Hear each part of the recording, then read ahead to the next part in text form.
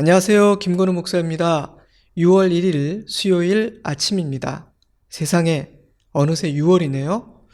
지난주에 이어 사무엘상 8장부터 12장까지의 내용을 묵상하려고 합니다.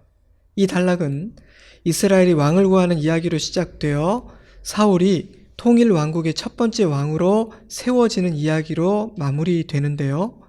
사울이 왕으로 세워지는 과정에 대한 이야기 앞뒤를 왕을 구하는 이스라엘의 이야기와 그에 대한 하나님의 평가와 경고에 대한 말씀이 감싸고 있는 구조입니다. 사울의 실수에 대해서는 아직은 언급되지 않고 있고요. 왕을 구한 이스라엘의 어리석음만이 부각되는 단락입니다. 오늘은 9장, 10장, 11장에 기록된 사울이 부름받고 왕으로 즉위하게 되는 과정은 다루지 않고요. 그 이야기의 앞뒤를 감싸고 있는 8장과 12장, 왕을 세워달라는 요구의 의미와 그에 대한 하나님의 평가와 경고에 대해서 묵상해 보려고 합니다. 여러분 혹시 사사기의 마지막 말씀 기억하십니까? 그때 이스라엘의 왕이 없으므로 In those days there was no king in Israel. 사람이 각기 자기의 소견에 옳은 대로 행하였더라. 사사기를 관통하는 중요한 말씀이며 사사기의 결론이기도 한 이 말씀에 의하면 사사시대가 공의와 질서가 무너져버린 엉망진창인 시대일 수밖에 없었던 이유는 이스라엘의 왕이 없었기 때문인 것처럼 느껴집니다. 만약 그런 것이라면 왕을 구한 것은 지혜로운 일입니다. 때문에 그래, 바로 그거야. 너희 문제는 왕이 없는 것이었어. 진즉에 왕을 구했어야지. 이제는 됐다. 너희들은 앞으로 훨씬 나아질 거야. 이렇게 반응하심이 합당할 것 같습니다. 그런데 하나님의 반응은 그렇지 않았습니다. 하나님은 그들의 요청을 부정적으로 평가하셨고 우려를 표하셨습니다. 왜일까요? 이미 그들 가운데 계신 진정한 왕 하나님을 버리고 소망을 둘 수 없는 너무도 연약하고 변덕스러운 인간 왕을 요구했기 때문입니다. 사사기가 말하고 있는 바는 속히 인간 왕을 세워라. 어서 왕정시대로 넘어가야 해. 왕이 없어서 이런 문제들이 생기는 거야. 이런 메시지가 아닙니다. 사사시대의 문제가 이스라엘의 왕이 없었기 때문이라는 말씀은 그들의 왕이신 하나님을 왕으로 대하지 않았다는 책망입니다. 왕이신 하나님의 통치를 거절했기 때문에 혼돈과 무질서 가운데 빠진 것이며 이 나라 저 나라에 치이는 신세가 되었다는 책망이며 그러니 하나님을 왕으로 모시고 그분의 통치를 받는 나라가 되라는 도전이기도 했습니다. 하지만 이스라엘은 사사시대라는 길고 긴 암흑기를 통과하면서도 아무런 교훈도 얻지 못했던 것 같습니다. 그래서 왕을 구하고 있습니다. 이스라엘이 왕을 요구한 이유는 4절과 5절에 담겨 있습니다. 이스라엘 모든 장로가 모여 라마에 있는 사무엘에게 나아가서 그에게 이르되 보소서 당신은 늙고 당신의 아들들은 당신의 행위를 따르지 아니하니 모든 나라와 같이 우리에게 왕을 세워 우리를 다스리게 하소서 한지라. 그들이 왕을 구한 표면적인 이유는 사무엘은 나이가 들었고 그의 아들들은 아버지와 같지 않았기 때문입니다.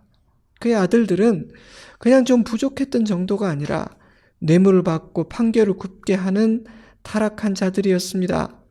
엘리 제사장의 집에서 일어났던 일이 사무엘의 집에서도 똑같이 반복된 것입니다.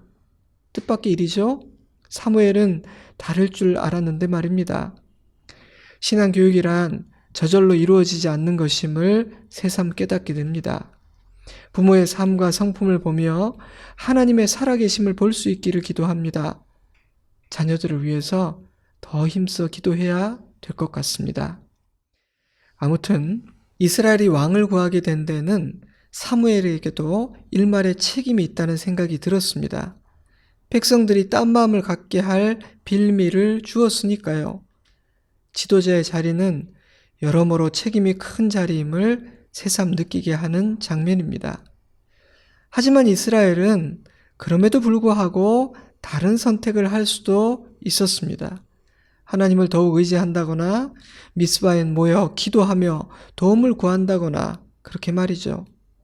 블레셋의 언약을 빼앗기는 뼈아픈 경험을 통해 그들은 큰 교훈을 얻지 않았습니까? 눈에 보이는 언약궤가 아닌 보이지 않는 하나님을 주목해야 한다.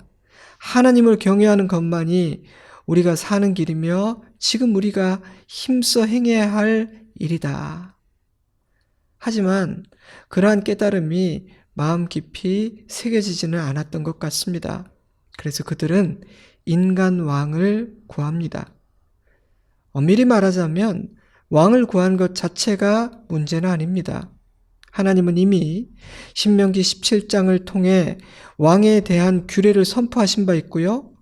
룻기와 사무엘서의 스토리 라인을 보면 다윗 왕조를 향해 가고 있기에 하나님에게는 적절한 때가 되면 이스라엘의 왕을 세우실 계획을 갖고 계셨던 것이 분명합니다. 그렇다면 무엇이 문제인가요?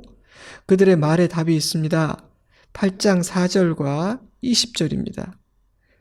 모든 나라와 같이 우리에게 왕을 세워 우리를 다스리게 하소서. 우리도 다른 나라들 같이 되어 우리의 왕이 우리를 다스리며 우리 앞에 나가서 우리의 싸움을 싸워야 할 것이니다. 이스라엘은 하나님의 택함을 받음으로 세상으로부터 구별된 특별한 백성들이었습니다. 그런데 그 구별됨을 포기하고 세상과 같이 되고 싶다고 말하고 있는 것입니다. 하나님의 백성으로서의 독특성과 특별함을 버리겠다는 뜻이죠. 자신들이 지금 무엇을 요구하고 있는 것인지, 그 결과가 무엇인지 알기나 하고 있는 걸까요? 선민의식이 있었고 구별된 백성임을 자랑하면서 동시에 세상 나라를 부러워하고 다른 나라처럼 되기를 원한다. 참으로 모순된 이상한 행태라는 생각이 저는 들었습니다. 근데 여러분, 다른 나라와 같이 되는 것이 정말 좋은 일일까요? 저는요, 출애굽기에 기록된 모세의 기도가 생각났습니다. 금송아지 사건으로 진노하신 하나님은 이스라엘을 진멸하려 하셨습니다. 모세의 간절한 중보로 하나님은 진노를 거두셨고 약속의 땅으로 가는 여정도 허락되었지만 동행하지는 않겠다고 선언하셨습니다.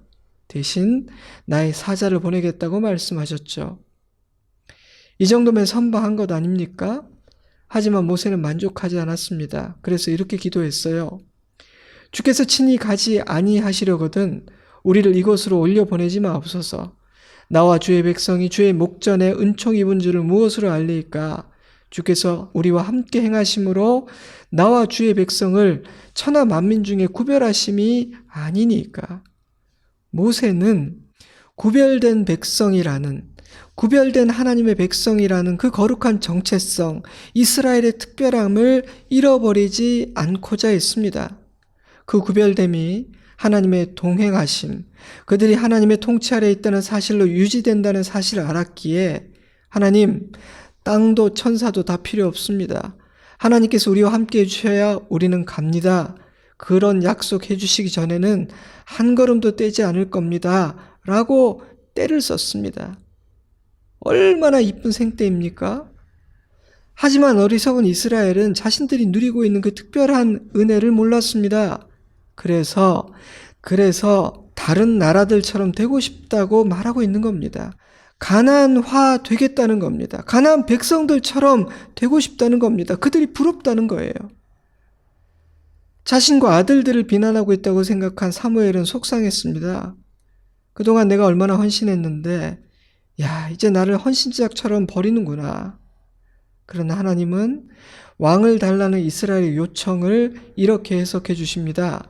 사무엘아, 너를 버린 것이 아니라 나를 버린 것이야. 내가 자기들의 왕이 되지 못하게 하려는 것이다.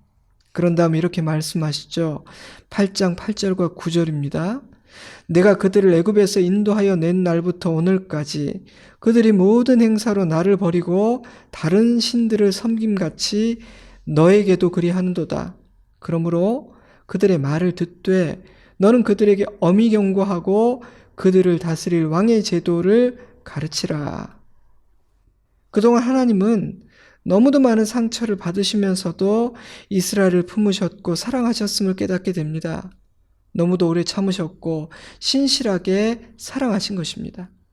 그런데 그들은 또다시 하나님을 아프게 합니다. 하지만 하나님은 여전히 자비로우십니다. 그래서 그들이 구하는 왕의 제도가 가진 한계와 위험성에 대해 경고하고 가르쳐 주라고 말씀하십니다. 이스라엘에게 생각할 수 있는 시간, 돌이킬 수 있는 기회를 주신 것이죠. 사랑하는 성도 여러분, 우리 하나님은 이런 분이십니다. 어리석은 우리가 잘못된 것을 구하고 때를 쓸 때 혼을 내고 회초리를 들기보다는 멈추어 서서 생각할 시간과 기회를 주십니다. 그런 자비로운 기회는 날마다 모든 사람에게 주어집니다. 지혜로운 자는 깨달아 더 지혜로운 선택을 하게 되고 어리석은 자는 깨닫지 못하기에 폭주하다가 큰 아픔을 당할 뿐 모두에게 같은 기회가 공평하게 주어집니다. 하나님은 우리를 사랑하시며 선하시고 인자하신 아버지시기 때문입니다. 그러나 이스라엘은 하나님의 말씀 듣기를 거절합니다. 하나님은 사무엘에게 그들이 원하는 대로 왕을 세워주라고 말씀하십니다. 불을 보듯 그 결과가 뻔했지만 실패와 아픔을 통해 교훈 얻기를 바라시는 마음이 아니었을까? 저는 그런 생각을 해보았습니다. 하지만 그들은 깨닫지 못했고 하나님의 우려대로 하나님을 신실하게 경외한 왕은 몇 명 되지 않았습니다. 통일왕국의 세 왕 사울, 다윗, 솔로몬 중 오직 다윗 한 사람만이 온전히 주님을 섬겼고 남과 북으로 나라가 두 쪽 난 후에 수많은 왕들이 세워지고 사라졌는데 그 모든 왕들 중 그나마 선했다고 평가받은 왕은 겨우 8왕에 불과했습니다. 어쨌든 아무튼 왕을 원했던 이스라엘의 바램은 이루어졌습니다. 바램대로 되었으니 원하는 것을 얻었으니 잘된 일인가요? 복이었습니까? 그렇지 않았습니다. 사랑하는 성도 여러분, 모든 일이 나의 뜻, 나의 욕심대로 되는 것이 복이 아닙니다. 하나님의 선하신 뜻대로 되는 것이 복입니다. 때문에 때로는요, 나의 뜻이 꺾이는 것이 복입니다. 내가 원했던 일이 길이 막히는 것이 은혜입니다. 우리는 언제나 하나님의 뜻을 생각해야 합니다.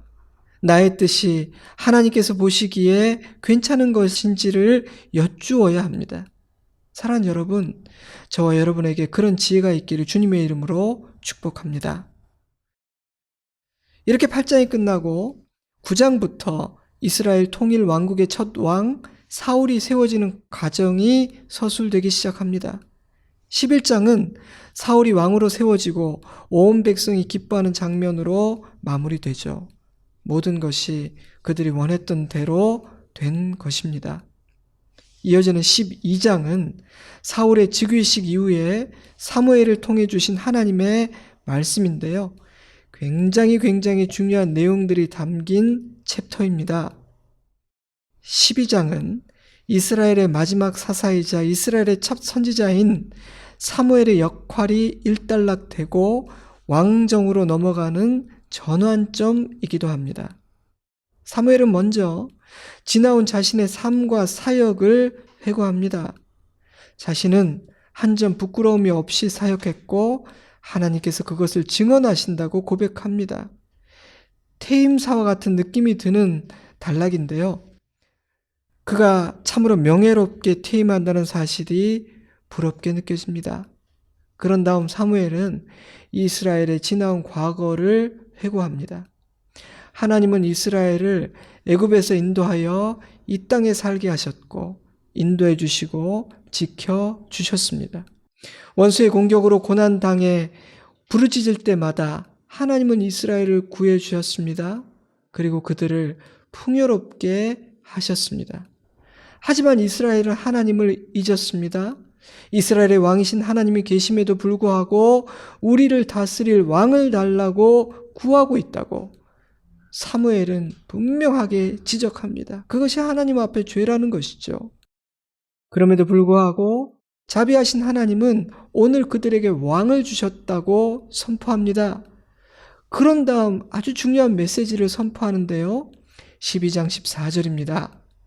너희가 만일 여호와를 경외하여 그를 섬기며 그의 목소리를 듣고 여호와의 명령을 거역하지 아니하며 또 너희와 너희를 다스리는 왕이 너희의 하나님 여호와를 따르면 좋겠지만은 너희가 만일 여호와의 목소리를 듣지 아니하고 여호와의 명령을 거역하면 여호와의 손이 너희의 조상들을 치신 것 같이 너희를 치실 것이라.